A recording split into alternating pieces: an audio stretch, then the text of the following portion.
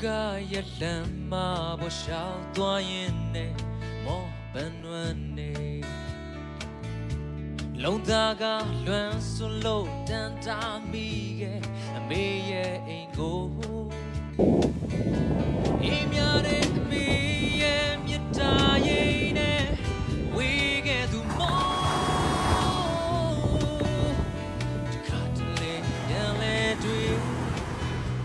ကျွန်တော်လုံးငိုချင်တဲ့